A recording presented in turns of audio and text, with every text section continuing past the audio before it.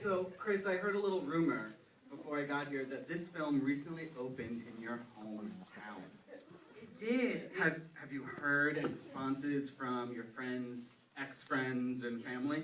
Well, I think my family bought out the first like 8 days worth of shows, so the general public, I'm not sure has had a chance to see it yet.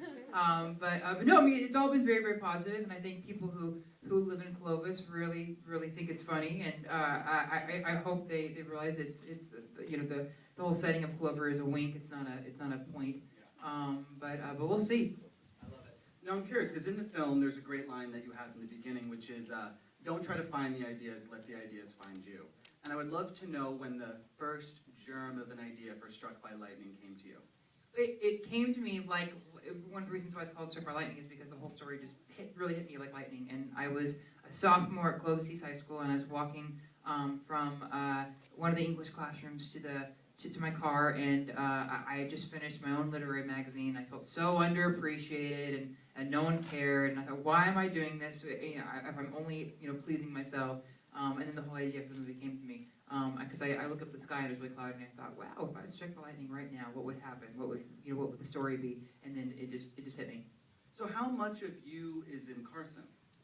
Not as much as people want. I mean, it's definitely not my autobiography because I'm alive and well. But he definitely was the person that I wished I was in high school.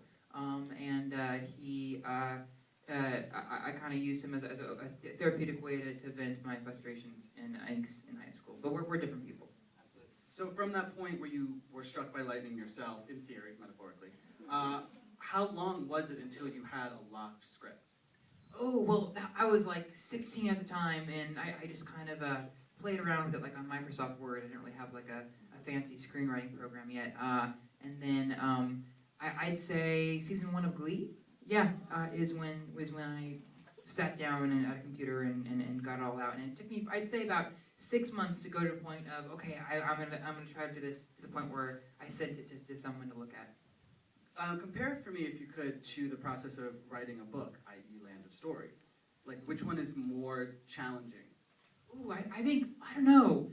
I think novel writing is definitely more challenging because you don't have tools to help you along the way. Like with the screenplay, you get a director and an amazing cast, God willing, to help you tell the story. So you don't have to do all the work. But when you're doing a novel, you have to do all the work. You have to describe every eyebrow flick, every blush, everything, every change of wind when the leaves change, and you have zero help. Speaking of amazing cast, you certainly had one here. I mean, Christina Hendricks, Allison Janney, I mean, the list goes on and on. How involved in the casting process were you? As involved as I could be, because I was on the Glee tour across the world. I was at the O2 in London, and I would sit at my computer, and I'd do meetings via Skype, like at 6 o'clock in the morning, which was like, I don't know, like 7 in the afternoon here or something. But casting was the easiest part because once we got the green light for this movie, people just signed up. It wasn't a challenge at all. I'm curious, when I was watching the film the first time, I was struck by how similar young Carson looks to you. But this isn't the first time we've seen that actor playing a young version of you. No, his name's Adam Culkin, and he played young Kurt in Glee for the Grilled Cheeses episode. So yeah, it was creepy then. It's creepy. We're struck by lightning. It's creepy now. But funny thing is now his voice is 10 times deeper than mine, and he's like 2 feet taller than me. So I'll be playing a younger version of him soon. I'm curious. This was obviously an interesting project for you because you had written it and you were starring in it. Was it difficult at any point to sort of turn off your writer brain while you were acting? Yes and no. I think sometimes I would almost be overzealous at the fact that I was the writer as well, because I would flub a line as an actor, and then the script supervisor would come over and say, "Chris, you got the line wrong," and I'd say, "No, I rewrote it." So that was nice. But no, I mean, it really wasn't. I don't think either really ever interfered. So it wasn't too bad. But you had to have that moment because you had obviously worked on this script for a long time. The first day on set where you just sat back and you said, okay, all of these people are here to make the movie that I thought of in my brain? Yeah, it's my fault. Everyone is here, right? No, definitely. It was crazy, and it was really crazy because Allison Janney was the only actress I ever had in my mind to play the role of Cheryl. So you imagine that literally the only thing that was different from really like her performance in the film to the performance that had always been in my mind since I was 16 was she just had shorter hair in my mind because she was on the West Wing at the time. So I just had to imagine her having a different haircut. That's it. Like the lines, it's insane. I feel like it almost like just kind of printed from my mind and went onto the screen.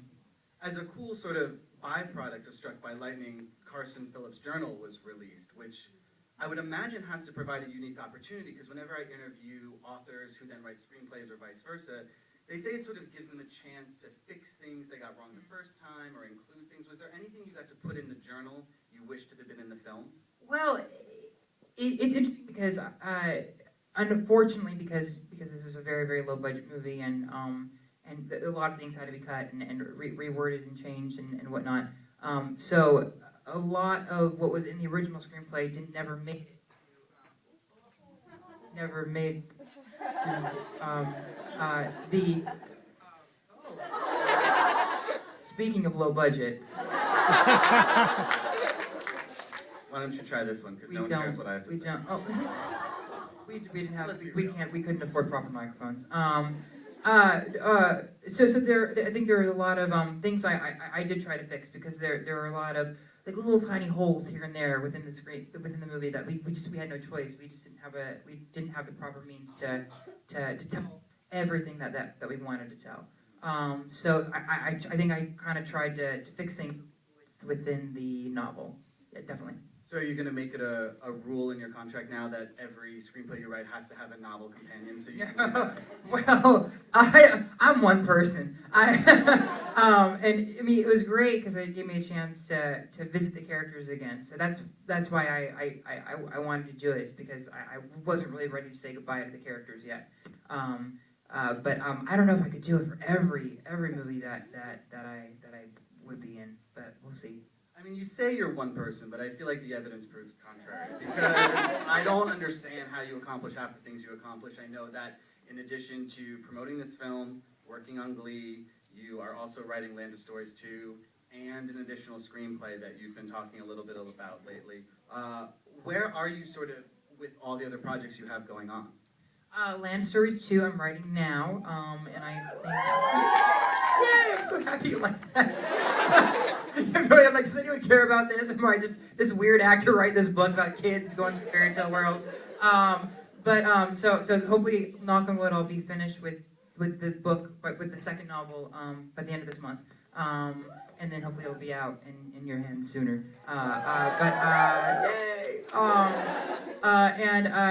The next movie that I wrote that we're trying to get made, I finished a long time ago. But it was never something that I felt I needed to do because I could literally be 30 years old and still do it. I didn't have to be a certain age like with this movie. But things are looking really promising. So unlike this microphone connection. Yes, that one's done. That one's in the can. Before I turn it over to you guys, so formulate some questions. I'm curious if Land of Stories were to be made into a film, which role you'd want to play. That's what I'm so happy as like just the guy who wrote it. I don't. That's one thing I don't feel I need to be a part of. I think I would. With that also, I think I'd be so hands-on with bringing it to life that there wouldn't be time. But oh gosh, I don't know. Maybe if I had to, maybe like I don't know, Froggy. Don't get your hopes up, please. I don't know if I could. No. In reality, it'd be you walking in the background of one scene. Right. Or I could be on the Fairy Council or something. Yeah. All right, so we're going to turn this over to you, and we're going to make it very civilized, right? We're just going to do like a hand-raising thing, and then we can call, oh, well, I feel like that's maybe who we should start with. Should we start with the birthday girl right there? Feel free to, if you have a question, you can just stand up and shout it. Yeah, you better make it good, because you're setting the bar. Otherwise, it's just gonna be the worst birthday ever.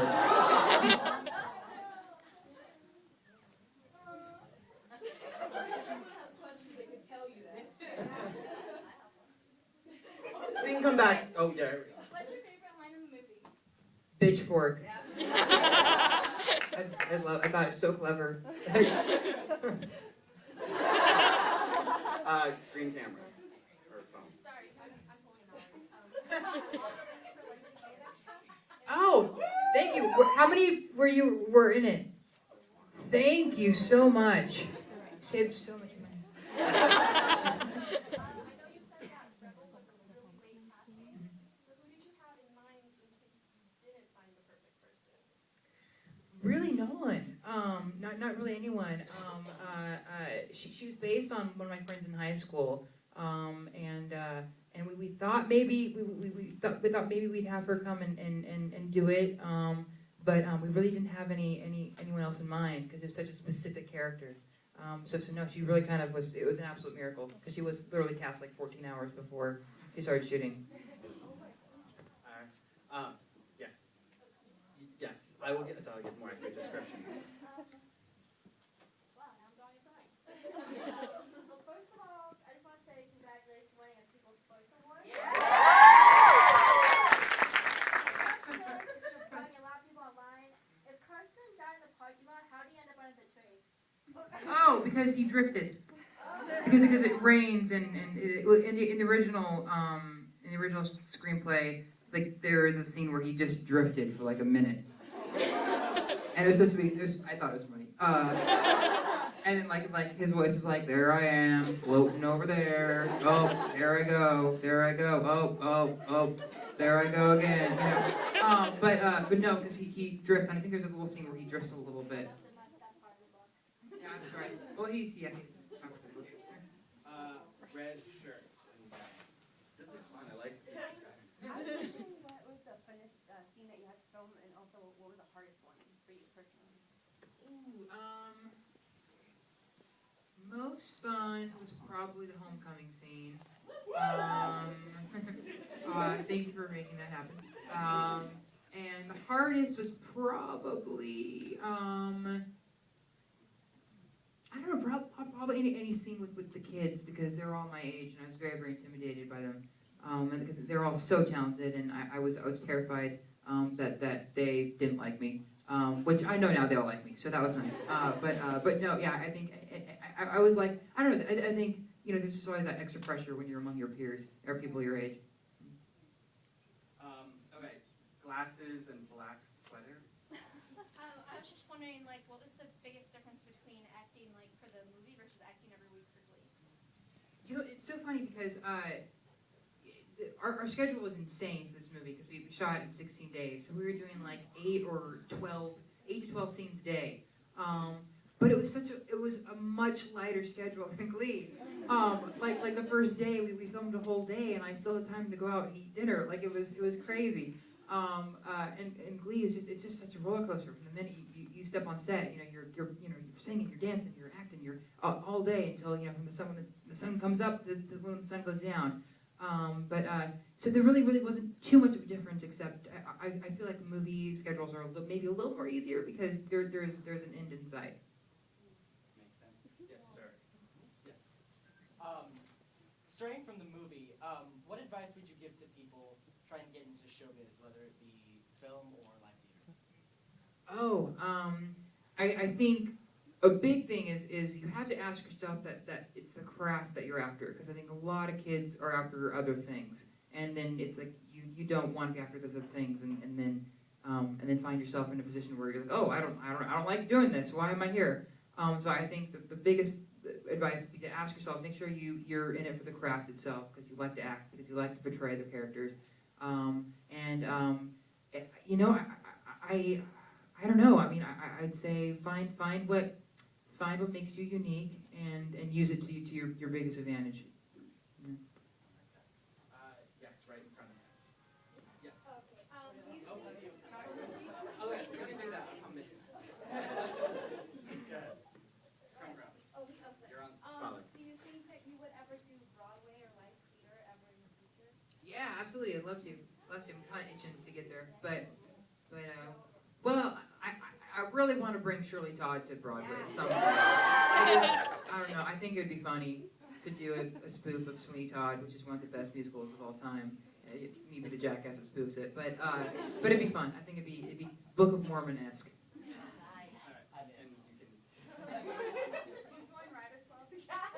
Yeah, sure, absolutely. I mean, I'm sure we can find some dirt on you. I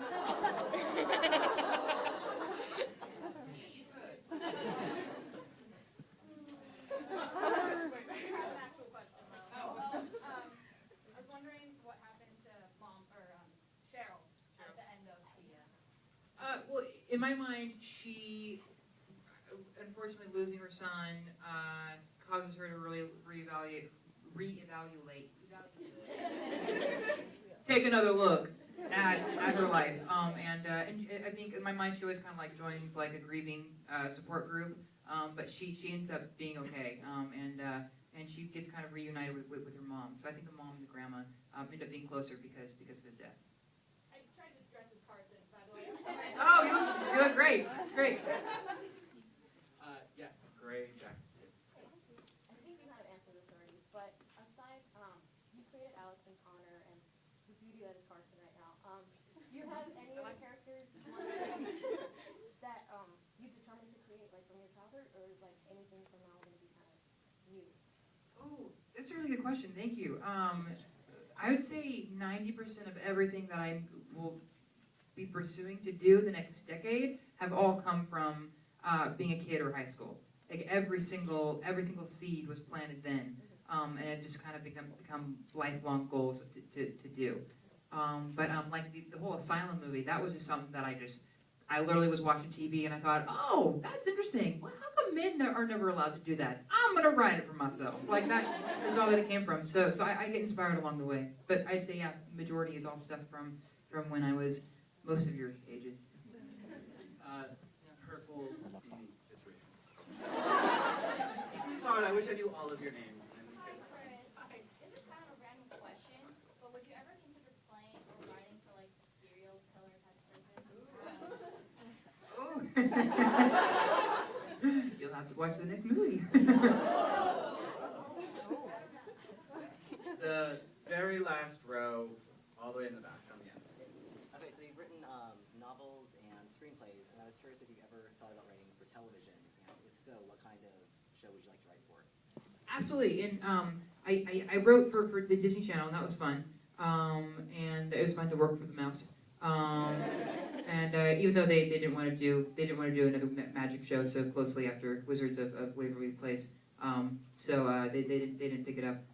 But yeah, no, absolutely, absolutely, I'd love to. Yeah. Yes.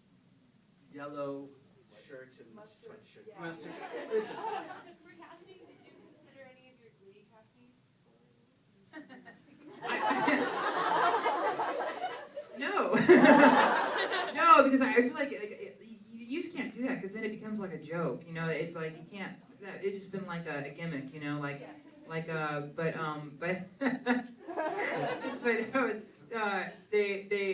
no. Maybe down the line, I'd love to work with all of them again in other projects, but not for the first one. Yeah. Yes. Almost all the way in the back on the right. Hi, Chris. This is actually a Land of Stories question. I was wondering, you were talking about like how people don't know the true, like, you know, the Little Mermaid, and so, if there's sad endings, and people don't know quite the real stories. But then in Land of Stories, you kept like Cinderella's slipper, which was originally gold glass. So I was wondering, like, how did you make those decisions on like what to keep, what the general public knows, and what to keep to the originals? It was a balance because actually Cinderella, there's two versions of Cinderella. There's a version of where she has a gold slipper, and in that version also there's no fairy godmother, and the tree gives her a dress. And then there's also an updated version that was in like the mid 1800s that came out that was really popular, where the glass slipper and the fairy godmother were incorporated. But it was just a kind of a balance because you also don't want to completely. I didn't want to completely change the way people saw these characters. I wanted to kind of educate them on what they were originally, but But yeah, Cinderella was hard too. But also, I did want to include the fairy godmother and the glass slipper. So I used more almost like the second to last original story rather than like the original tale. White shirt and 4 rows from the back. Yep. Nope, it's you. Yeah. It's you. Did you use Google Translate for the Spanish line?